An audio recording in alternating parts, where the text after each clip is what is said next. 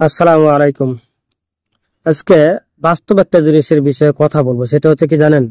সেটা হচ্ছে নামাজের ভিতরে, যেমন ফরজ নামাজে, মানে যে নামাজে তো উচ্চ স্বরে কেরাত করতে হয়, যখন আমরা জামাতে এসে নামাজ পড়ি তখন আমরা মুক্তাদি যারা দাঁড়িয়ে থাকে তারা সূরা, অনেক সময় আমরা সূরা পড়ি না, অনেকে সূরা পড়ে পেছনে আলহামদুলিল্লাহ সূরা বা সূরা ফাতিহা, অনেকে আবার পড়ে না। তো এই বিষয়ে নিয়ে আমাদের দেশে অনেক ইখতিলাফ, অনেক মাসলা মাসাইল, অনেক কিছু হয়, অনেক বাহাসও হয়ে থাকে, যা সূরা পড়তে হবে কি পড়তে হবে না। অনেক বড় বড় আলেম এই বিষয়ে কেউ পক্ষে যুক্তি দেয়, কেউ বিপক্ষে যুক্তি দেয়।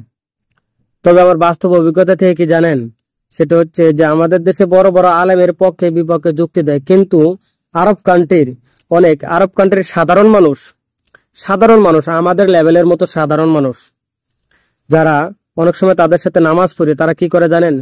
সূরা ফাতিহা শেষ করার পরে দ্বিতীয় সূরা পড়ার আগে কিছু একটা সময় বিরতি নেয়। এই বিরতিটা কি জন্য দেয় জানেন?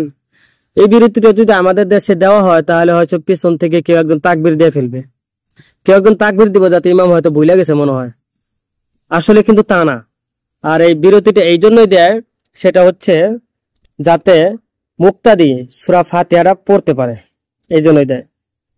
কারণ এই বিষয়ে অনেক হাদিস আছে, অনেক মুহাদ্দিসগণ বলছেন যে পড়তে হবে, কেউ বলছেন পড়তে হবে না। তো আমার কাছে মনে হয় পড়াটাই উত্তম। কারণ ইমাম সাহেব যদি এরকম একটা সময় দেয় তাহলে পড়াটাই উত্তম।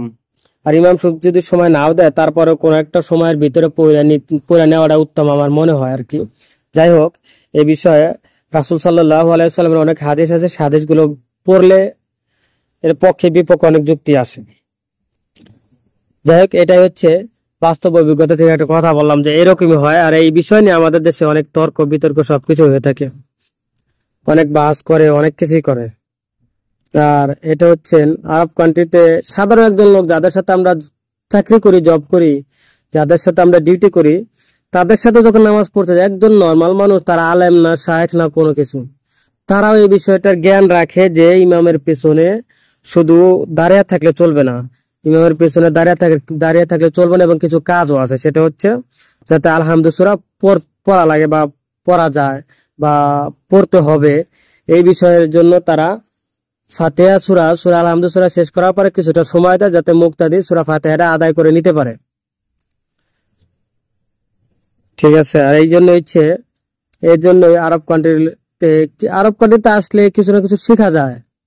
আপনি কিছু জানেন না জানেন, যদি কাউকে ফলো করেন বা অনেক নামাজের ভিতরে মাসলা মাসাল সম্পর্কে যদি দেখেন যে এরকম পথে, আপনি এটা নিয়ে ঘাটাঘাটি করেন, দেখবেন যে আপনি না, যেটা করতেছে বা যেটা মন চাইতে সেটা আসলেই সত্য। ঠিক আছে। তো সবাই ভালো থাকবেন। আসসালামু আলাইকুম।